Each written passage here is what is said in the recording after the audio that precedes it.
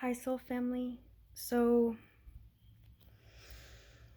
this video is to encourage you if you've grown up in what you perceive as a covert narcissistic family. I just wanted to share some things that came through to me this morning, and I hope it encourages you on your journey. So, the first thing is if you are out of resonance with your family, that's a huge thing. um, a lot of times when we feel out of resonance with our family and it feels like our souls aren't being nurtured by them, it can feel very lonely, right? Especially as we've continued the patterns of repeatedly drawing people to us who are just like our family, right? So until we can break this pattern from within us, it can get us especially lonely. But as you continue to do the work in yourself to detach from the patterns that you grew up with, I just want to congratulate you. I just want to congratulate you and remind you that you're breaking entire generations of patterns of social conditioning, okay? That's a very big task. And I also want you to remind yourself that if you catch yourself seeking or wanting something from a family member that they just can't give you, that's when we have to return back to the I am. And today I really felt the generosity and kindness I have within me. And it felt so good because I realized I fell back into, so we can call that the lower self. Whenever we fall back into wanting something from outside of us, we can call that the lower self, stepping into the lower self. And especially when we act on it, we're really acting from the lower self. When we act on having our needs met from anything outside of us, we can call that acting from the lower self, okay? So I observed in the lower self today when I was wanting this need to be met from them. And of course it's natural, right? But this ultimately stems from a childhood wound of something not being meant. And I realized it was like that nurturing, I want that nurturing, that tenderness, that care, not just to be nice when someone's in a good mood. That's not real love, right? But real, genuine care, sincere care, where I saw a video online. It was like a mother bringing a plate of breakfast into her daughter, and like the kindness was the way she did it. You could tell that the daughter wasn't spoiled or anything. It was just the mother was being kind and was like, here's your breakfast, honey. Like there was a deep love and affection for each other, you could tell. And I was like, wow.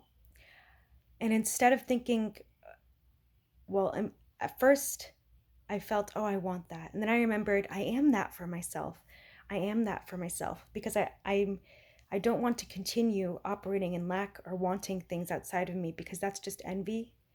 And that's going to continue projecting things into my reality. When I think I don't have it, it's going to project more of what I want in my reality versus what I actually am. But what was cool was when I watched that video, I was able to feel that tenderness, that kindness, that generosity, that affection in myself for myself. And I just held space for that. And I became so grateful and so excited. And it, even though when I felt excited, a lot of, at the same time, a lot of narratives were coming up in my head, this chatter from the lower self, um, thinking of how, oh, I was never given this as a child, I was never given this as an adult, my mom never does this, you know, and I got stuck. I was watching, I wasn't pulled into it because I wasn't feeling like I was a victim. I was instead watching all the chatter in my head and letting it happen. I went for a walk, and after the chatter went through and passed, I naturally came to reinstate the I am and state again, wow, like I'm so kind, I am so generous. And again, changed my resonance to the high frequency. So that's how we shift dimensions, even in our own bodies. I was able to really f- channel the abundance I am, the generosity, the love I am. And I just want to remind you, like, as someone, if you've grown up in a family where you perceive covert narcissism or narcissistic traits, and covert, right? Especially, I say that because it's very insidious. Um, and from the outside world, everyone looks nice and like, what's the problem? But in reality, there's no conflict resolution, there's no actually attempt to repair relationships after things happen. There's kind of an expectation to just time to pass and everyone be okay. There's a lack of accountability, a lack of empathy. And so these are the things we encounter in the kind of family systems that can be labeled as covert narcissistic. But where that leads us as creators is it actually propels us into our own realities and makes us very strong creators, because we learn to make the family relationships a spiritual practice. So just as I walked in this video, after all the chatter went through my head and everything, after the walk, all I did was I sent love and compassion to my mother. I let the chatter happen and I just sent love and compassion to her. I didn't hang on to judgments. And this shows that I was able to completely detach. And so that's what the spiritual practice is to just completely just send love and compassion. You're not waiting for anything to change. You're not waiting for anyone to change. You're not waiting because you don't need anything from everyone. It's just there's a surrender and acceptance and knowing that I fulfill all my needs. All my needs have been met. I am generosity. I am kindness. I'm so excited for that to be reflected in my reality. I'm so excited for the partners and people I will meet who give me what I am already for myself, right? So it's generating more of that, cultivating more of that for ourselves so it will project into our reality, because it will, it's inevitable. That's the law of the universe, that's metaphysics. So I just wanted to remind you, I know it can feel burdensome at times. There can be a temptation for it to feel like a burden. But when we get really skilled in connecting with the heart, allowing the pain to exist without judgment, and then allowing the chatter to exist without judgment, and opening ourselves up to the infinite possibilities so that we can see loving narratives come through after, and we can send love and compassion to the people where we used to attempt to get our needs met from. You're opening up yourself to more than enough. And when we're operating from that more than enough place, I am more than enough, I have more than enough at all times, then suddenly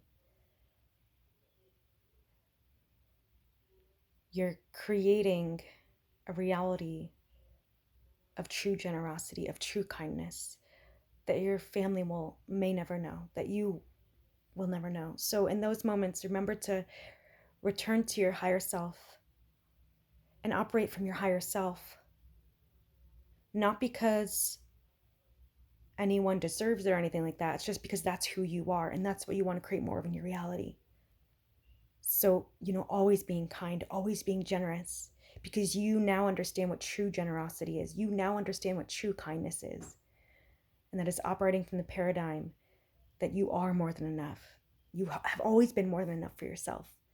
You always have more than enough. If this resonated with you, let me know in the comments. And if you haven't already, check out my playlist, The 5 Principles to Embody the Kingdom of Heaven, because this is the foundation for the root chakra. The psychological principles and the spiritual principles I share in that playlist. It has been the foundation for me changing my family relations to spiritual practice. and completely standing in my sovereignty, the I am. So I would love to know how this video helped, and thank you for watching.